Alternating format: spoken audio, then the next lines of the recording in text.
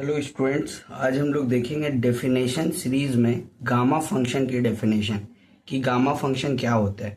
तो gamma function में let n be any positive number then the definite integral 0 to infinite x to the power n minus one e to the power minus x d x is called gamma function.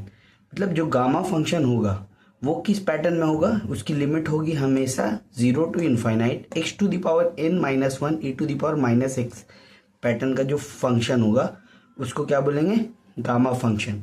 और gamma function को किस तरीके से denote करते हैं, gamma n, ठीक है।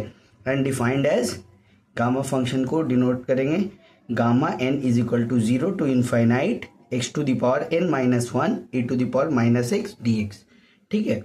तो ये जो फंक्शन है ये मेनली क्या करता है कि अगर मान लीजिए एक एग्जांपल लेते हैं कि अगर हमारे पास 0 टू इनफाइनाइट या 0 टू 2 कोई लिमिट हो, इनफाइनाइट ना लेके कोई भी एक अनदर लिमिट लेते हैं, ठीक है।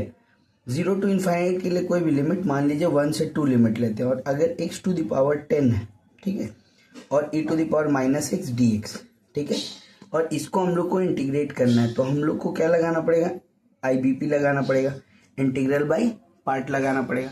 तो इंटीग्रल बाय पार्ट में इसको जब सॉल्व करेंगे तो ये 10 टाइम्स सॉल्व करना पड़ेगा। एक बार सॉल्व करेंगे तो x टू द पावर 9 आएगा, वापस से फिर इंटीग्रल बाय पार्ट लगाएंगे तो फिर 8 आएगा, फिर 7 आएगा, ऐसे बार बार करना होगा, ठीक है। तो काफ़ी लेंदी प्रोसेस हो जाएगा, ठीक है। तो उस प्रोसेस से बचने के लिए गामा फंक्शन को लाया गया, ठीक है। अगर कोई भी ऐसा एग्जाम्पल हो, for example 0 to infinite x to the power, ठीक है, अगर मान लीजिए 7 हो, ठीक है, एक्स टू दी पावर 7 हो या एक्स टू दी पावर 4 ले लीजिए, ठीक है। यहाँ पे क्या ले लेते हैं, एक्स टू दी पावर 4 और x to the power e to the power minus x d x, ठीक है।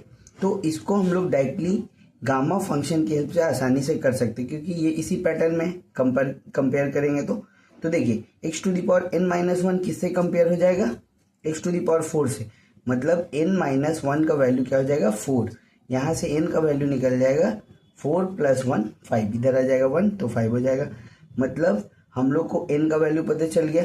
अब हम लोग निकाल लेंगे, n का वैल्यू 5 आ गया तो गामा n लिख सकते हैं। और गामा n जो होता है वो फैक्टोरियल n माइनस वन के बराबर होता है। यहाँ पे एक रिलेशन लिखेंगे, gamma n is equal two factorial n minus one.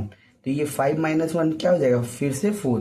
Factorial 4 कैसे सॉल्व होता है, 4 इंटू 3 इंटू 2 इंटू 1। इसको सॉल्व करेंगे तो कितना आ जाएगा, 24 आ जाएगा। तो इस तरीके से इस पूरे का आंसर हम लोग आसानी से गामा फंक्शन की हेल्प से निकाल सकते हैं। Thank you for watching this video.